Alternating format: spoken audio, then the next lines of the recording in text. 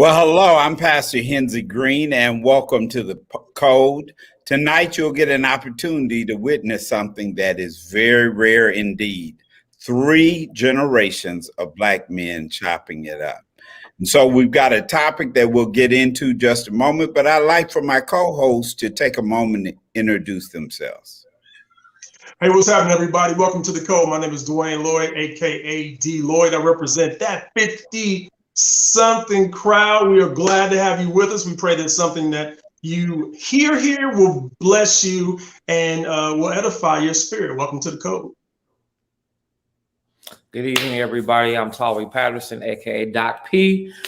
Sit back, relax. Welcome to the Code. And I'm once again Pastor Henry Green. I represent just what I call the plus crowd. We don't give numbers anymore, just say plus. And welcome to the Code. Well, tonight we're going to talk about a subject that I think may be relative to a lot of people. We're calling it the war zone, when peace is not an option, and how there are moments in life that demand that you fight. So any of you gentlemen have a particular occasion that was true for you? Well, in the United States military, that's what you do. That's what that's what you sign up for. You sign up to be an individual who is ready to fight at a moment's notice. There's no option of of course, if you claim conscientious objector, and you say, well, that's against my faith or whatever like that.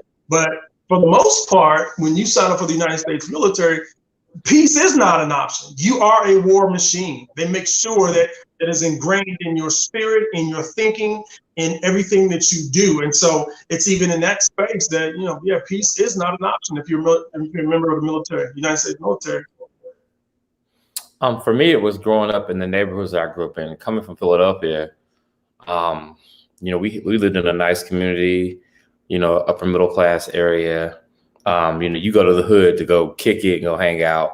But I didn't have any drama in Philadelphia. I didn't get into a fight or feel pressured or anything until we came in Indianapolis, because we had really thick accents. We were East Coast kids, so people wanted to try us. So growing up, there was always a fight because I was an eclectic kid, so my interests were different. I liked, bugs, gymnastics, kid stuff.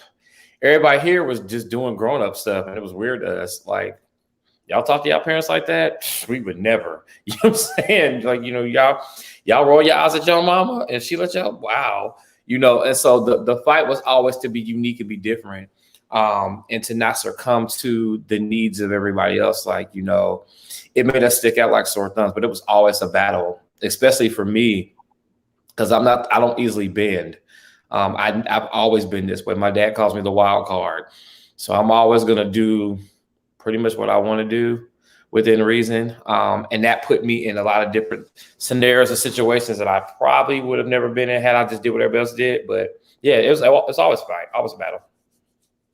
Yeah, I think the difficulty is, how do you keep yourself from getting what I call war weary? When you have so many things coming at you, it takes a toll. I'll share with you guys honestly. A friend of mine, mother and father passed, and they were closing down the home. And a friend of mine went and found some old pictures of me. And they were like, we want you to have these. And when I looked at the pictures, to be honest with you, I could see the weight of war had taken something from me. Wow. That was because it was so gradual. I didn't really recognize it until I saw the picture. And I'm like, hey, I'm not really that guy anymore. Mm-hmm. Yeah. Yeah. And that's interesting, because one of the things that you find very quickly being in the military is that there's this thing called battle focus, and battle focus occurs in peacetime. So if you just got out of war and you have to become battle focused, your mind has never really left the thoughts that would carry you through war. Now let's be very clear. I served in Desert Storm, but I didn't go over there. But at the same time, I was in what you call a service arm of the military, and so support. And so whatever they needed, we had to make sure. So even in peacetime, there's this effort to be battle focused, because you can't wait until a war shows up to gain battle focus. That ensures defeat. And so it's only in peacetime that you can obtain battle focus. Well, you know, if that's the case, then you never really leave war. And so as to what you're saying, Pastor, that will make you battle weary, because it's like it's a constant churning of wartime thinking, whether you be actually in war or in peacetime. Well, and some of you know that, not that I'm glorifying this, but I owned nightclubs in the past. And so it took a particular mind consciousness to exist in a nightclub, because you're aware that people, now, wasn't as bad then as it is now. I don't think I'd ever do it now. But back in the day, you did know people carried guns, stuff could break out at the club, and you had to be very aware. And so I taught all of my security people, and even I was having this discussion with my son the other day, is that we taught them to ever stay sensitive, because usually before something breaks out in a scenario like that, the energy changes. Right. Mm-hmm. And if you stay sensitive, you can feel the energy change before it breaks out. And that's how we train security. And I mean, man, to a degree, some 30 years later, I still got a bit of that. But I mean, right after, like, I couldn't be in public. You know, I'd be in public, I identify the exits. I knew, you know, when I come in, I know where everything is. So it becomes a way almost that your mind works sometimes over something that you do. Yeah, for me, that was graduate school. I worked 60, 70 hours. I was in an accelerated program, and everything that could go wrong was wrong. You know what I'm saying? So your car is out, but you got to get to work. So sometimes you got to walk in all the elements. And then, you know, you get off of work at 10 and you're out of there at 11, you get home at 12, you got to sit up and do work or respond to posts or submit papers. And that may take, you know, from 12 o'clock to maybe 3, and then I get 3 to 4 hours of sleep, and I got to hop right back up and go right back to it. And so you know that it's going to end, and you know that the end is basically predicated on how well you do in the spaces that you're in. And so there were nights where I'll be like, why did I decide to do this? Why did I decide to do this? Why? What made me want to go back to school and get an education? Why did I even ask God about this? I should have just stuck with my bachelor's degree and been fine. And then, you know, you get to the thick of it, which is your thesis statement. And that's when you really, really, really, that's when everything that you hit, it all collides. And so that's when everything started going wrong. Like, you know, I had got to the rhythm of going to work, doing the homework, having classes, writing papers. That was simple. But when you had to do research and get people's opinions and perspectives, create graphs, and someone's judging your work and they don't like it. Like I had a night where I had wrote probably like 20 something pages, and I submitted to there's something called an institutional review board. So they're the individuals that decide whether what your work was good or not. They're the experts per se. I submitted my paperwork. The next day I get an email saying all 30 was wrong. Wow. And then I had like a week to get it turned in. And I'm like, I can't do that. I have a full-time job. I'm a manager of a high-end, you know, hardware department in a hardware store that's number 3 in the nation. Like, no. And I mean, like the whole frustration of sitting and trying to figure out how am I going to get this done? And it wears your mind down, your body down, your spirit down. And then you in those seasons for me, it was like, does prayer even help? Like, God, are you like just dodging me like this? This is what we're doing. Like I'm throwing a prayer. You're like, pooh, you're like batting it out the park somewhere else. You know, but you do get tired. And then when life begins to happen, all of that at the same time, it used to make me just want to go crawl up under the covers and pull the cover over my head and just go to sleep and pray that when I woke up the next day that there would be no problems. So it if you don't have an outlet, it can definitely wear you down, because I was worn out. Like when they said Talvey Patterson, and I shook at the right and grabbed at the left, it happened. And I think the frustrating thing was you do all that work for 5 seconds of fame. 5. Graduation, I drove up there, paid all this money to walk across the stage to do this and to do this. And I was like, I walked back to myself like, that's it? Like, where's the fireworks? Like, where's the marching band? Where's the great job? Like, I mean, we need all that.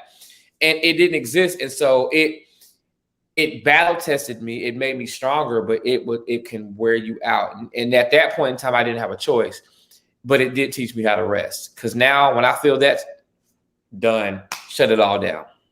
Well, I think that's one of the keys that I would want everybody to kind of consider, because that's one of the misnomers to me that the current generation is kind of missing. Mm-hmm. Anytime you do anything significant, there's always a moment when it would make sense to quit. Right. Not even that you could just quit. Absolutely. It would absolutely make sense, and nobody would blame you if you explain to them all the situations. Anytime you're going to accomplish something great, there's moments it would make sense to quit. Every time. In conjunction with what you're saying, Pastor, I think that is where grace comes in. You figure being someone who accepts Jesus as your Lord and Savior and wants to be a part of sharing the ministry of Jesus Christ, your enemy is never going to stop. I was watching the Terminator the other day.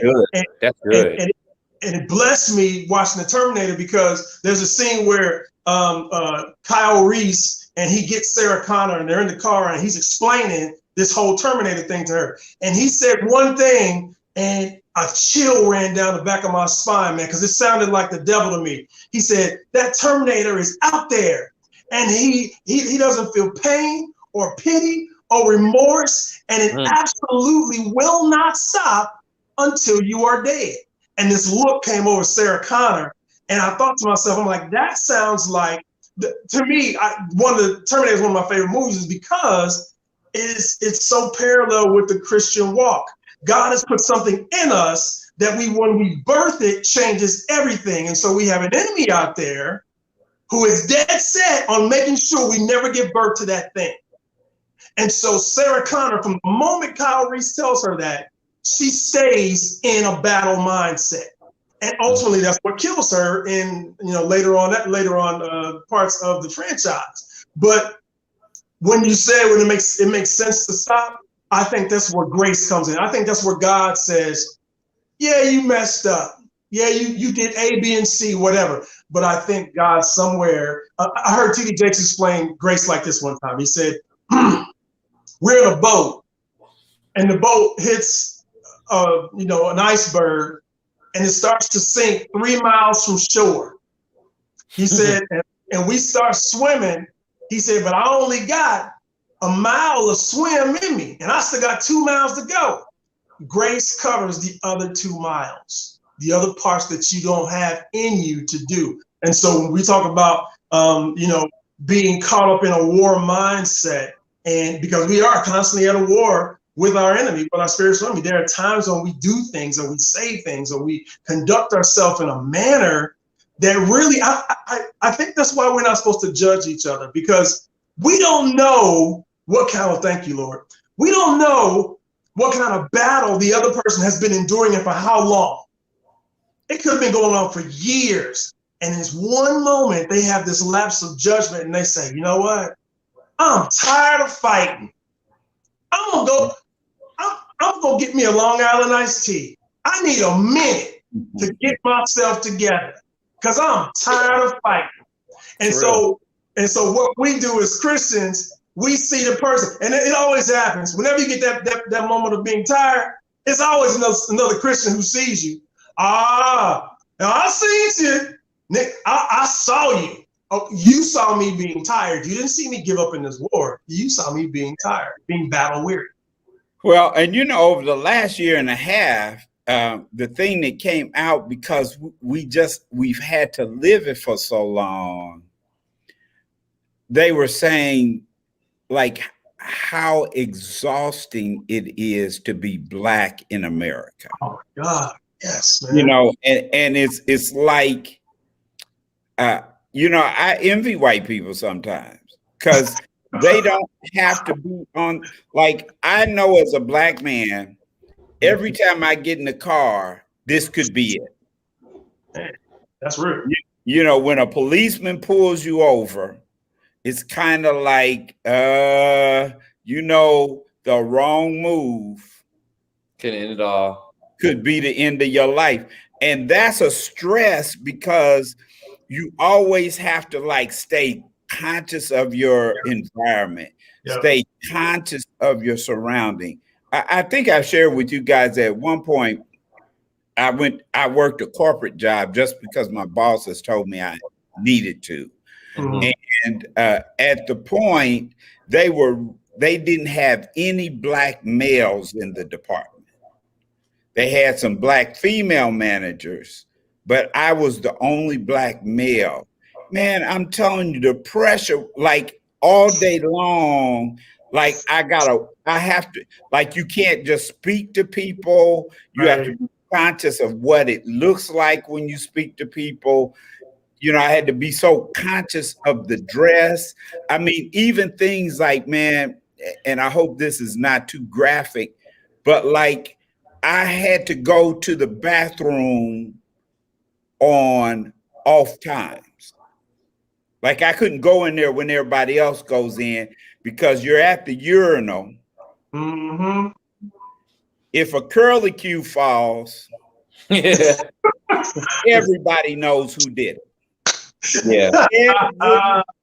Everybody knows he nasty. Now he could be 80 other hairs in there, but nobody knows whose hair that is. Nope. But if I lose a hair, so imagine being in corporate America and every time you go to the bathroom, you got to clean the urinal behind yourself just to try to make sure that it doesn't reflect bad on you. Or just like what you said, as far as being in an environment where, as a Black man, I'm 6'2", 238 pounds. I'm bigger than most white men that I would work with in a corporate place. If I raise my voice one octave,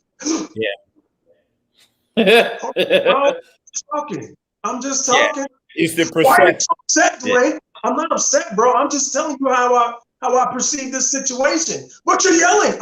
I'm not yelling. What do you mean? I'll give you a good example. So I recruited this lady last Friday, art teacher, white young lady, brilliant on the phone. And so she goes to the interview today. I call the assistant principal to ask about it. So I go out there today.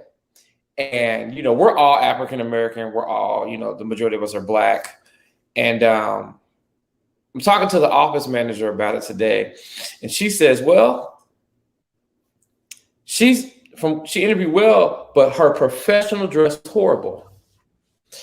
So she said, let me show it to you. She pulled up a picture. So the young lady had like her brunette hair, and then like the lower part of it was green.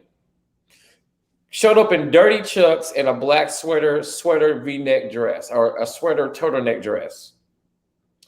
And so we start having a conversation about there's no way that we could have ever even showed up in the lobby looking like that. Yeah. And even got an interview, even got a call back. One of my friends was telling me today that, after leaving her corporate job or whatever, because there's some things that were going on there, trying to get into business, that she interviewed for a position with a company downtown. Brilliant young lady. And it was all good on the phone interview.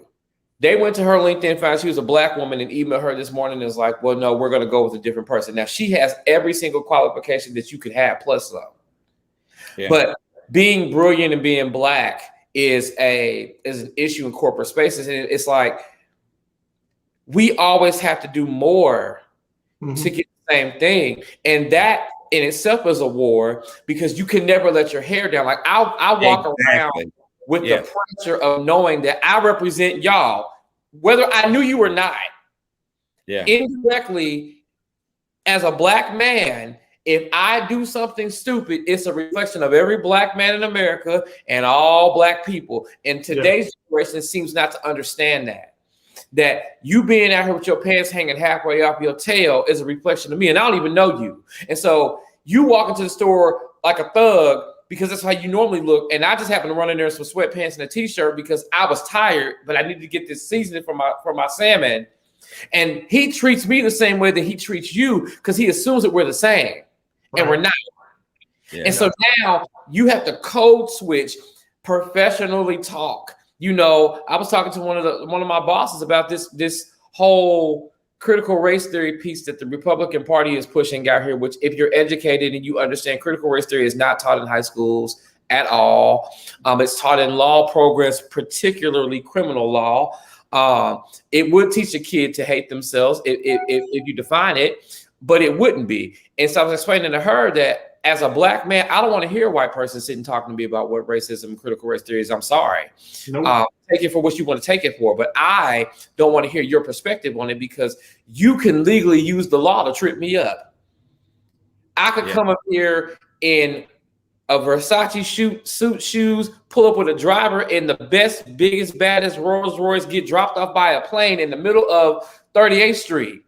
And if they told you that a Black man busted your window, they wouldn't assume that it was anybody else just because I'm out there in front of your building because I pulled over to make a business call and I'm dressed the way that I'm dressing. It would be that Black man, the first one on site, and they would treat me like I was somebody else until they figured it out. That energy that you have to have, that resilience that we are forced to have, that we didn't want to have, we're forced to have it, is war, mentally, physically, and emotionally. And some of us have aged because of it. Some of us are dead because of it. Some of us are stressed out, suicidal, depressed because of it. You know, mental illness because of it, because you're always aware of they may not like me. Police officer pulls you over. It could be the end of your life because now it's normal. And I hate to say it that way, for a Black man or a Black woman or a Black child to encounter the police with such high levels of aggression that it's socially acceptable, and the excuse that it was their life that they were fearing for that made me act the way that I acted towards you. That's a battle in itself, and it's something that we live in every single day. Now, do I envy white people? Absolutely not. I love being who I am. It's pretty dangerous to have this skin. It ain't always safe. Don't misunderstand when I get the concept of peace.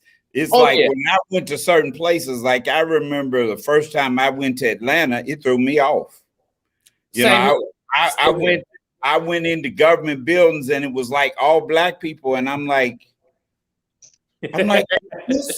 is this how white people feel all the time? I mean, you know, it was, you know, to be like in this whole chocolate environment. So I think our point is that it's clear that we are in a war zone that we don't get to choose. Nope. And we're in that all the time. So I think to really make our conversation relevant, it's like, how do you deal with it? The scripture, I forget where it's at, but I made some notes before we got on our show today. When it says a time to love, a time to hate, a time of war, and a time of peace.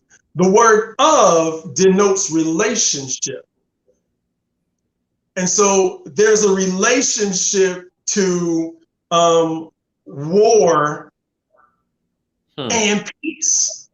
And so I think the question becomes, you know, to expand upon your question, Pastor, is like, When will we become?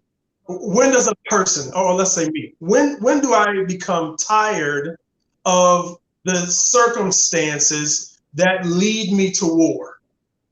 Because at some point you got to make it. Well, at some point you got to make a decision. And here's what I wrote down for my notes. It says, once a person, that I'm using weight as an example. Once a person hates being out of shape more than they love food, then the next thing that they will encounter is war. The minute you hate it, because look at the way the Bible, the order, it says a time to love and a time to hate.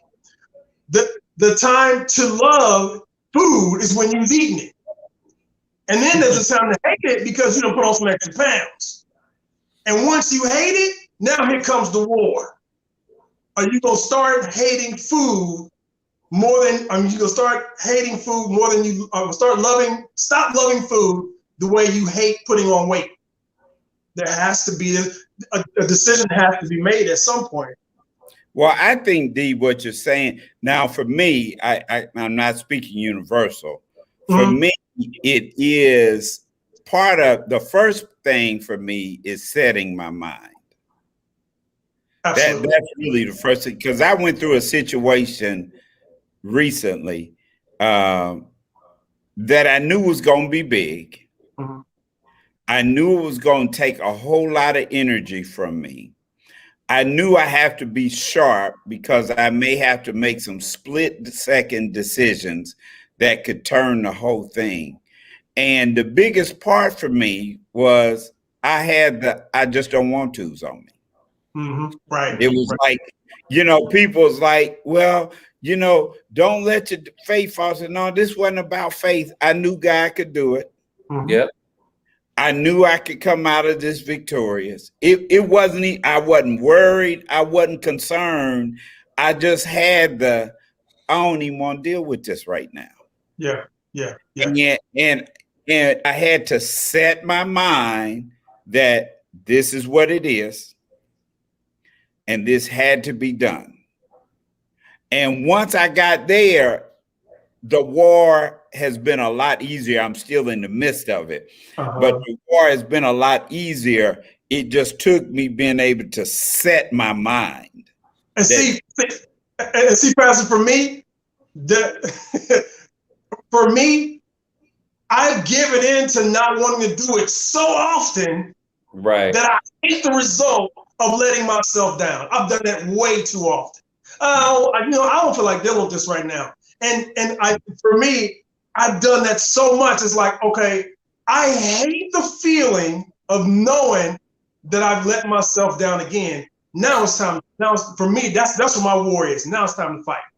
It's time to get it on and get past this, because if not, I'll keep. I don't feel like doing this for the rest of my life, and that just can't be. That just can't. Writing. I was telling my wife. I shared with you guys the good news earlier about my screenplay, and writing became one of the hardest things ever for me, man. It was like, but I knew it was in me to do. And it's like, I wake up, I'm going to a job, and I'll be like, this ain't what I'm supposed to be doing. Why am I here?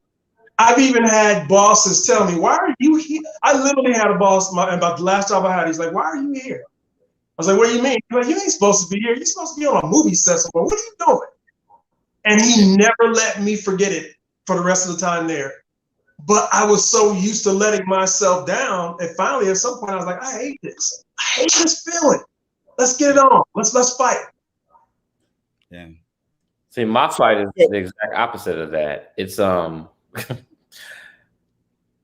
don't necessarily feel like I've ever let myself down. If I don't want to do something, I'm not going to do it. And so the battle with me and God then becomes where he needs me to fight through something. And I'm like, I don't feel like it. So I'm not. Like I always tell y'all when we're talking, fasting is one of those areas. No, sir. There's got to be another way to get your attention. It is what it is. But I don't have that whole attitude of I let me down. I consciously made the decision that I don't want to do this. And whatever anyone thinks about that isn't my business. But But then it bleeds over into when the Lord needs you to do something that always goes against what my flesh wants or what my area of I'm cool. Like I'm relaxed in that. Like, okay, I got my car this year. I had one I was without for 3 years. It sucked, but it is what it is. It was like, I'm going to get to where I need to go. I'm a good person. I'll figure it out. But then when the whole God said, it's time to go get it. Now you're telling me to go look. That's where the fight is, because you told me that there is a response to what you're asking me to do, but I have to do something to get to come to the expected end, as the word says. And so that puts you up against rejection. That puts you up against no. That puts you up against frustration.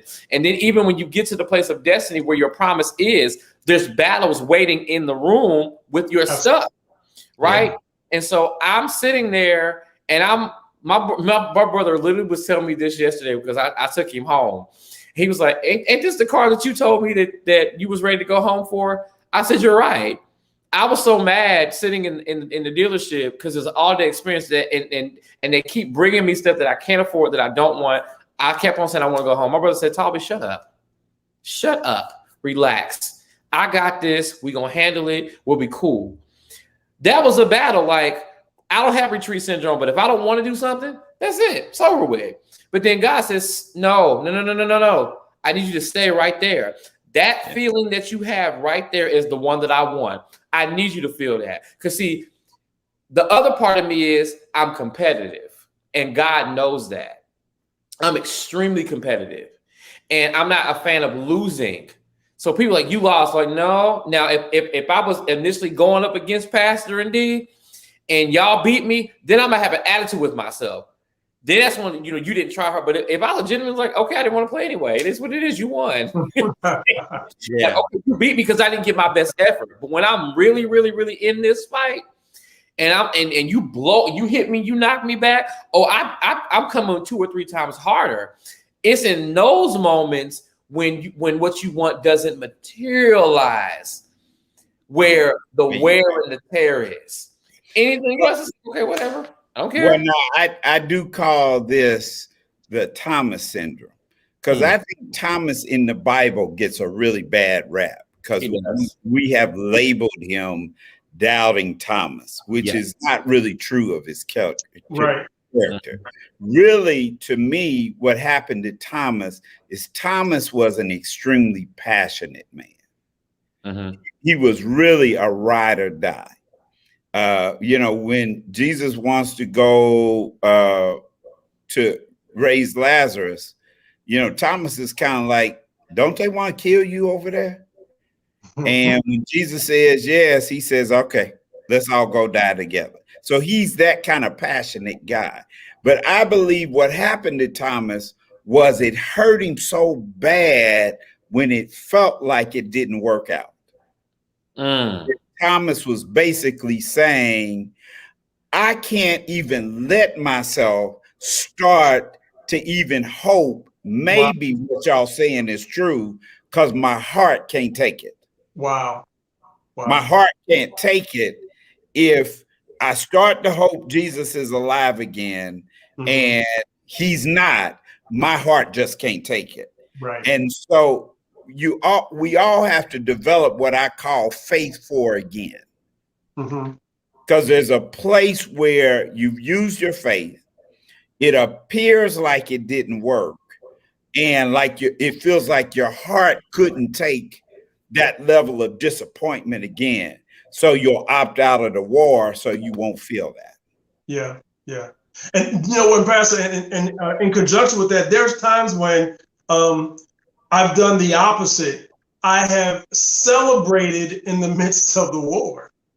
That is a problem. And the Lord gave me that message on a treadmill one day. I planned to, let's say run 35 minutes at 5 miles an hour. And, halfway through, I'm like, okay, well, I made it farther than I thought I was going to make it, And I started celebrating, and the Lord spoke to my spirit, and he brought Kobe to me. There was There's an interview with Kobe. I want to say it was one of the finals, and they was up 2-0.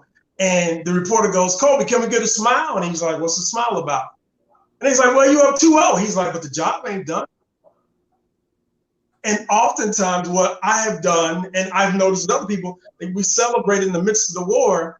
And what that does is that takes momentum away from us, because now we expend energy celebrating when the war still rages on around us. That's real. And that's problematic. Well, let me throw this thought out. So in the whole biblical thing, when Jesus is in the store, because that has always been a profound scripture to me, that he's in the boat on a soggy pillow, sound asleep, right? With the storm just raging around him. And so when he gets up, he's irritated with the disciples, one, because they woke him up. But I'm like, my God, what kind of peace do you have to be able to sleep through that sinking boat on a soggy pillow and be mad because somebody woke you up? But he's able to speak peace to the elements and they obey. Now, part of the premise I have with that is, if there wasn't peace in him, I don't think he could have spoken peace out of him. Correct. I agree. So when you are in the war zone, how do you create internal peace for yourself? Oh, that's good. I think that goes back to the battle focus that we were talking about earlier. Having a confidence, knowing that you prepared before the war shows up. Jesus was doing stuff well before he was on that boat with the soggy pillow and the water's going around. So there was a certain, he knew what was in him because there was a confidence.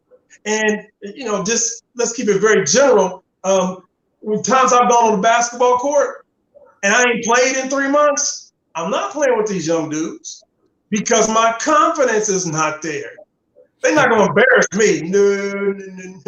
I will not play first. But when I've been working out, I've been running, I've been lifting, I've been getting 1,000 shots up, 1,500 shots a day. I'm ready because there's a certain confidence. And so I think when we talk about war things, I think it comes with confidence. Giannis, man, I am suddenly a huge Giannis Antetokounmpo fan. Not because he won the championship, but because I saw him out of him after the game. Rachel Nichols, the little Caucasian woman who's the interviewer. She walked up to him after the game and didn't know a camera was on. He didn't know a camera was on him. I don't think. And he's got the MVP trophy and he's got the championship trophy. And she said, "Which one's heavier?" And he goes to give her one of them. And she goes, "Well, no. This is your moment." And he said, "Has anyone ever given you the trophy? In all the games you've covered, all the championship games, has anyone ever shared the moment with you?" I think he was able to do that, not just because he won, but because there's a certain confidence in his preparation. For when the war came, he was so confident, he put up a 50 bird against Phoenix. 50. Just like Jesus on the water. He knew who he was. The preparation was, in the beginning was the Word, and the Word was with God, and the Word was God. Then he skipped down and says, the Word became flesh and dwelt among us. That was Jesus' confidence. He's like, I ain't tripping off these waves. And what he's trying to show us is, get prepared before the war comes, before the storm comes.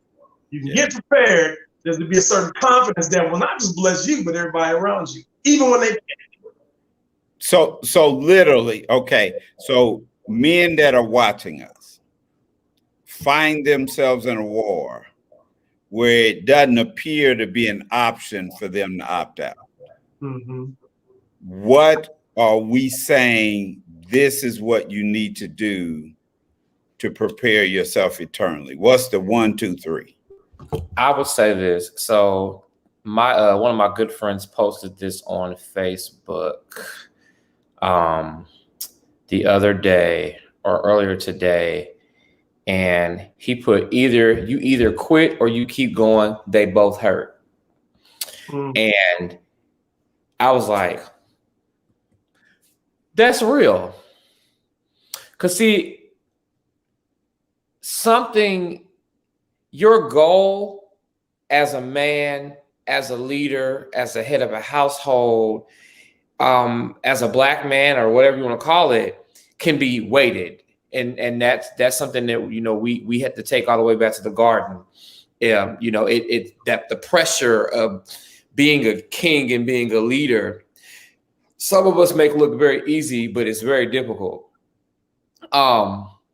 But the execution and the end goal of what you're leading for, that's where the kick in comes in. And so it reminds me of the story of the tortoise and the hare. The tortoise and the hare. The tortoise won, and as a kid, you're like, it's a turtle, but there was a pace to that. The Bible, when we talk about the ways to not give to the stretch, that's not, but the one to endurance to the end. It's endurance that you need. It doesn't necessarily mean that you're not going to get to where you need to be when you're supposed to arrive. But I think that men need to understand that there's an expected time for you to get there, and God understands that time. Where we get tripped up is we think that we know and we don't.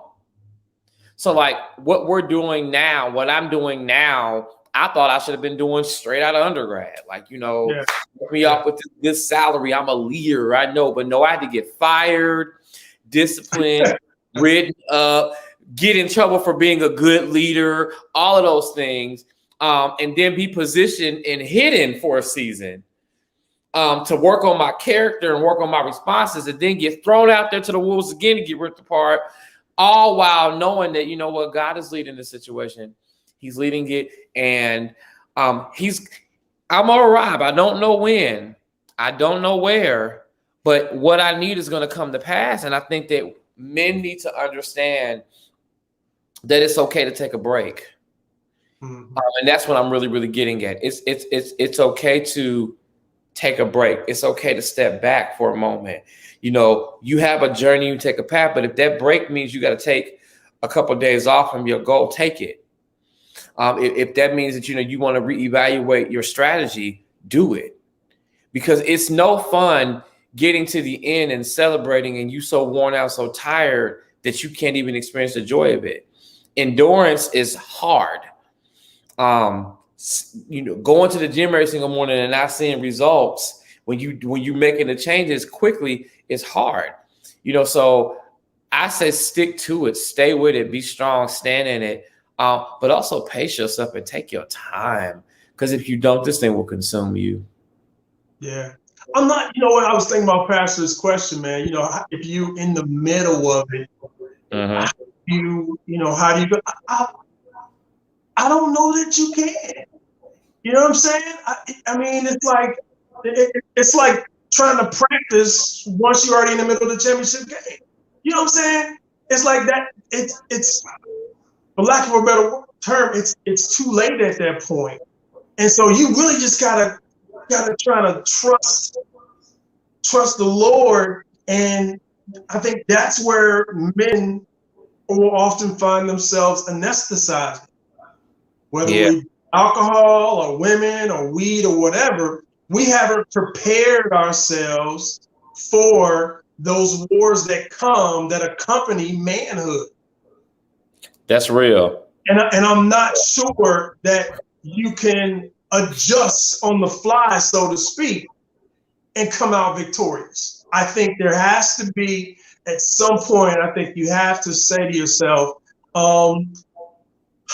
not I'm going to take this L, but I'm going to take this L and I'm going to learn from this, and I'm going to prepare, for the next time that there is, a war or for the next battle.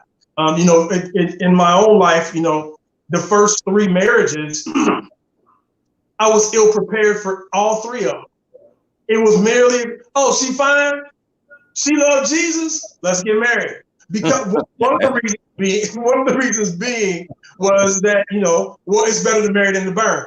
Well, nobody was telling me, bruh, you don't want to just be doing that just so you don't want to burn.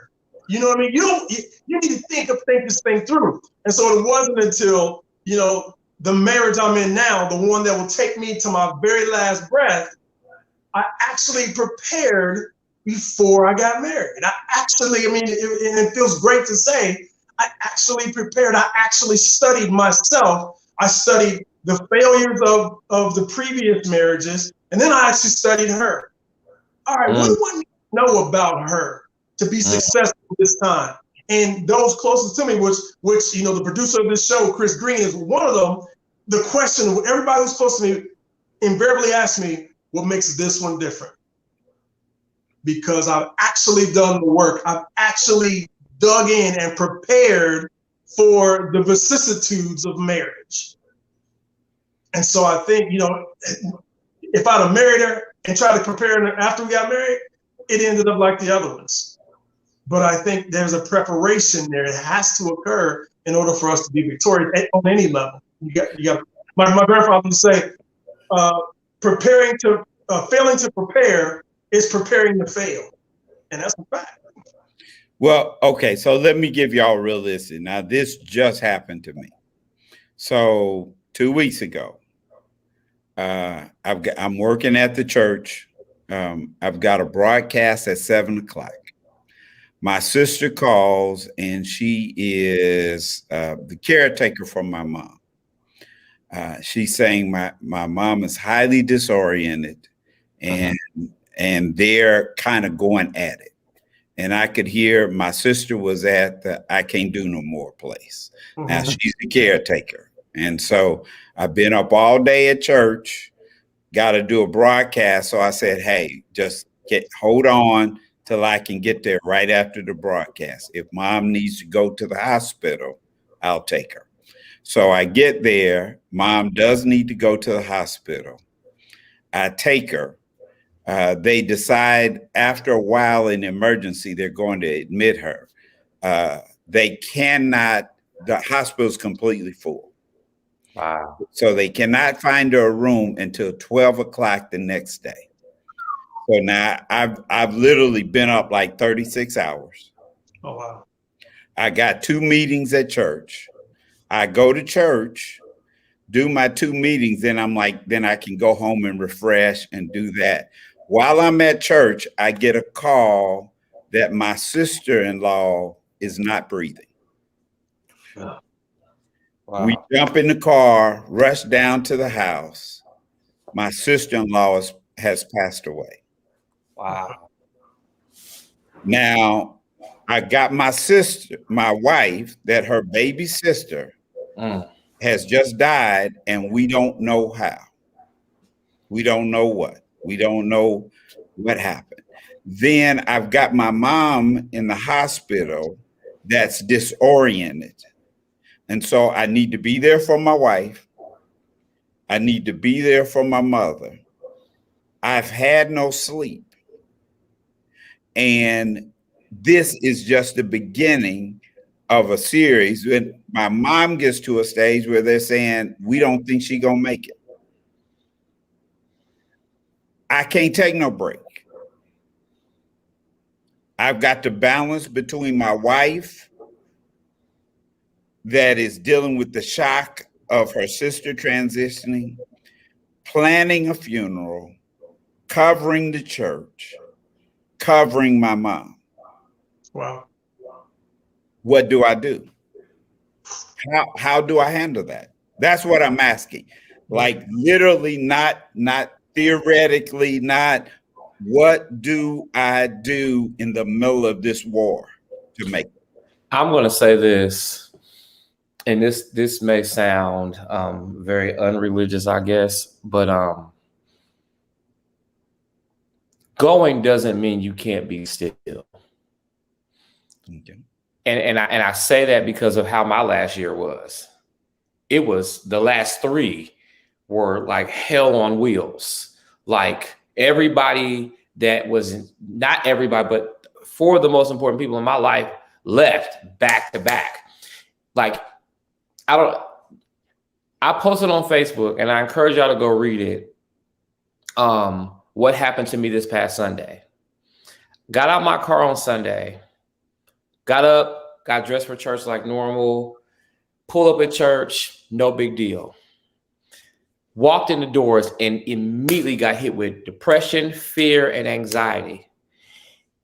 That's never happened to me. Walked in, sat down, did this. Praise and worship leader says, "Are you all right?" I said, "Yeah, I'm good." She said, "You're not, because you ain't never did that before." And I was like, "Oh, fine." So, we get up to go up to the stage to do sound check, and immediately I'm a ball of emotions. I don't know what it is. I don't know why it happened, but all of a sudden I am like fighting all of this stuff at once. And my natural thing is, okay, listen, I'm going home. But then I had this really, really, really heavy, I need to go. I need to go home. I need to get online. I need to look for an apartment in another city. I need to just leave. And that's exactly what I was going to do, literally. I was going home Sunday matter of fact, after sound check, to find an apartment in Washington, D.C., and I was leaving. I was putting what I could fit in my car, and I was going. That was it. I didn't care about not having a job, none of it. And so we're doing sound check, and I leave to go to the bathroom to look at myself because I'm still trying to figure out what's happening. And I'm crying. And now the battle of manhood is coming because now I'm trying to remain strong, and I'm having like this vulnerable, it's like an attack. And so I'm trying to figure out, where is this coming from? Like, what just happened? Like what is this? And so one of my little brothers from church, our drummer, Whitney is very prophetic and he has a lot of discernment, and we're very, very close. And so he said, I walked in and I looked at you and I couldn't see your face. He said, and it was weird to me. I looked at you, but I couldn't see your face. It was a blur. And he said, so, I couldn't come grab you. He said, because I could feel your energy. I could feel your spirit, but we had to rehearse. So we're singing. And he said, you wouldn't look at me because normally he's playing his drums and I'm on the very end. So immediately we're all during service looking at each other, laughing, joke, because we have our own language, everything. Couldn't give it to him. So we got done with sound check probably about 20 minutes before church started. And I walked off the stage because I was literally going to grab my bag and I was going home. He said, Talby, he said, come here, you all right? And I said, no. And he pulled me to him and I immediately just bust out crying. And so we walked to the front of the church and he said, what's wrong? And I said, I don't know. He said, what is the point? At what point in the process did you begin to start feeling this? I said, when I got here. And so we began to talk about church, ministry, life, and how when you're a person like us, your mind doesn't shut off. And so we begin to break down all the stuff that has happened since last year. And so I come to the conclusion that I'm still grieving. I thought I wasn't. I was deleting text messages the other day and I ran into Derek's messages. Glanced over them, kept on going. Thought about calling Derek, realized I couldn't. Bam. We at church. Pastor asked me to do something over the pulpit that he needs to have on Sunday. Pressure, work. I got to put people in careers and jobs. Great job, love it, but pressure, work. And it got me to the point where I said, no one just checks on me to make sure that I'm okay. No one stops to see if I'm okay. And I'm overwhelmed emotionally. And so what I said was, even in all of this, I can still stop. You are no good to anybody if you're not good to yourself first. And sometimes leadership is about pulling the plug. Because here's the thing, you were an amazing man of God 20 years ago. You're still an amazing man of God right now. And the expectation is that your presence is there. But I think what men like you of your caliber And like us, what we always fight is being involved. That's our Achilles heel. We have to be involved. We're leaders. We have to protect. We have to cover. We have to, but that's God's job. Because you're no good to yourself first. And you're no good to God in the kingdom if you don't take a moment to step back. And this is all traumatic. I know it. I just went through it. But if I didn't take the time to step back and say, you know what? I'm sick. I'm at the ER. I'm tired. I'm frustrated. And when all this stuff is over, guess what everybody did? Went right back to their normal day. And I'm the one stomaching the consequences. I went to the doctor today for the first time in over 8 or 9 years. Ridiculous. Go. Lead. Body breaking down and everything. And I said, before they give me something or say you got something that you don't got, fix it. So I encourage you, you can still be a leader and be silent, pastor. You can still be the pastor, be the man of God, be the husband, be the father, be the son. The same things that I end up having to be for my family while closing your door and cutting your phone off. Because none of these situations are going to, God forbid, mom transitions, like sister transition. The most you can do is be present. We can't change it. And I think that's something that the both of y'all told me. This is what this is, Tobby, and it ain't going to change. So now you have the choice of how you're going to handle this emotionally, and don't lose yourself in it. Well, I agree with you to a degree. I think, I've learned how to do that with the church and in certain situations, but this is an extreme situation. This is a moment where my presence with my mother can alter outcome.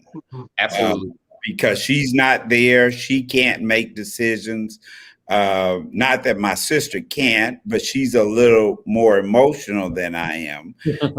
and so, I'm the man of faith. I'm standing there. And the same thing with my wife. So literally, I can think of a few things that I did to make it through the process. One is I went excessive in taking care of my body. Absolutely. So I made sure I was hydrated. I made sure that I was putting green stuff in my body, making sure I had some fuel to go. Number 3 was I had to use my imagination. So I could not allow my only thoughts to be about death and or potential death. I had to begin to imagine more positive outcomes that gave me a sense of internal peace that would allow me to continue in this war. And then I did find ways to try to pull off, to get some rest and to do that and to take care. But I think so many men just struggle with what is a systematic way when this thing hits. Okay, yeah, I know I got to do this. I know all the concepts, but what do I literally do to survive this war zone right this second? I think the first thing when we're talking about war, in any war, there are troops. And when we talk about the Lord, we're talking about our relationship with him. And when you look biblically at Adam and Eve, once they had disobeyed God, what was the very first thing God came to that garden and said? Adam, where are you? Yeah. Where are you? In the military, in the middle of a war, when you're communicating with the rest of your troops, what's your 20?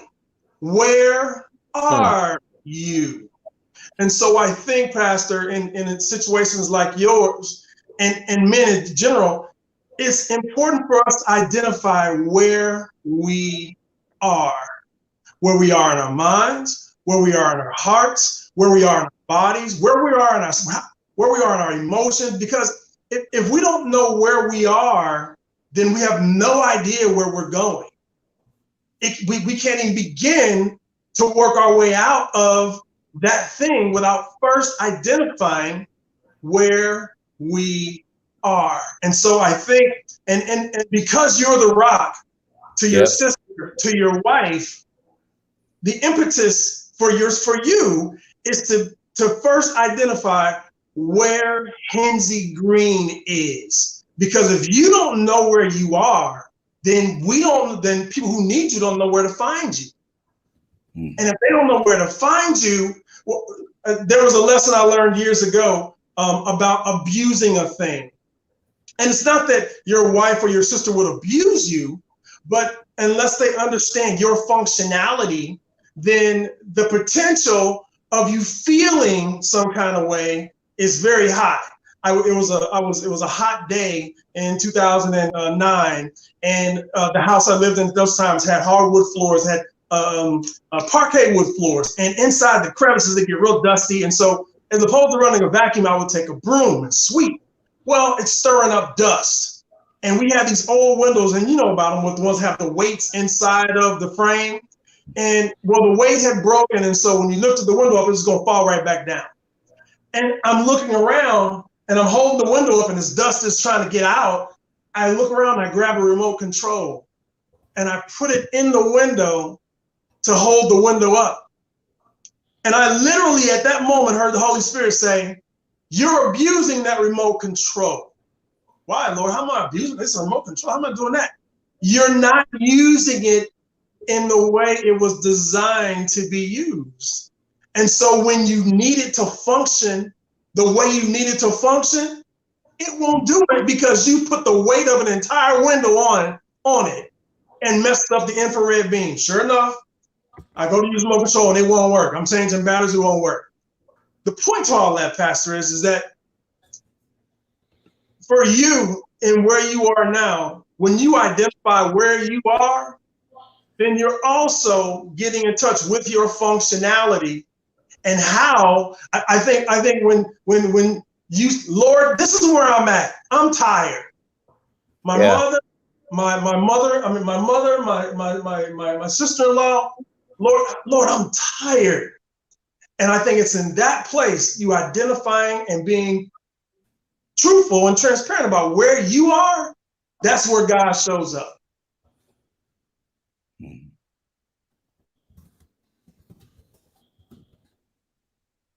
I got it.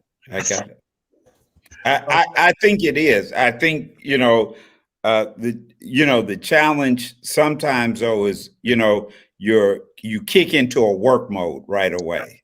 Like, that's almost like that battle training. Okay, I know how to do this. You call this person. Okay, let's get this set up. Let's, call the coroner. Let's call the funeral home people. Okay, let's look at this. Okay, let's do this on mom. Let me talk to this person.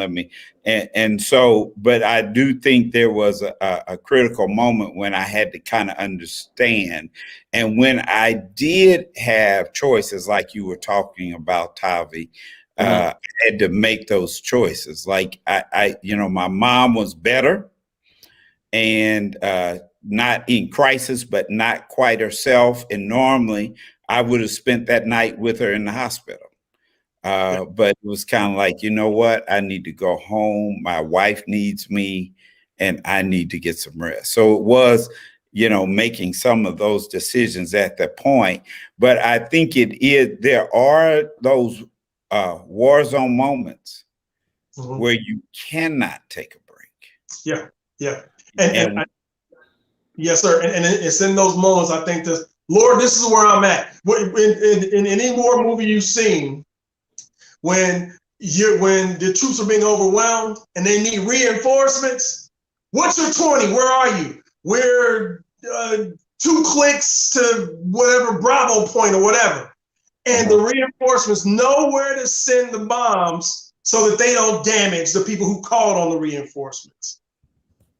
And so it's in that place, Pastor, I think, again, and I'm encouraging you and I'm praying that, with all that goes on with you, because you have awful lot of responsibility. You are a pastor, you are a husband, you're a son, you're a father, you're a grandfather, you got a whole bunch of stuff going on. And again, my prayer for you, man, and I feel you in my heart right now because, I'm headed to those places as well. And so, and I pray that in my life, I remember the words that I'm saying to you is, Lord, here's where I'm at. Send reinforcements. Send reinforcements. Good. That's good. Well, we hope this has been a blessing to you. I know we've covered some delicate topics, but this is kind of a critical topic because, you know, what you do at these war zone moments when you are overwhelmed really determine. I mean, Tavi, just like you were saying, that is a moment when you can just pack your bags and leave. That is a moment when you could easily give up. That is a moment that you can let go of everything. But there's a song that I really love by Kevin LeVar called My Destiny. And in the song, he says, on the other side of this challenge, on the other side of this test, is everything you ever hoped for, everything you dream. And he goes on to say, my destiny is too important for me to give up now. And I think you got to hold on to that on the other side of this war zone is everything you ever want. So if there are any people out there that you're thinking about giving up, our encouragement is just hold on, turn to God, and allow God to lead you through this zone so you can get to victory. You take that towel you about to throw in and you wipe your forehead and keep going. Stick with it. All right. Well, this has been The Code. We pray that you got something out of it. Very difficult topic, but one that's necessary because you will face a war before you get to victory.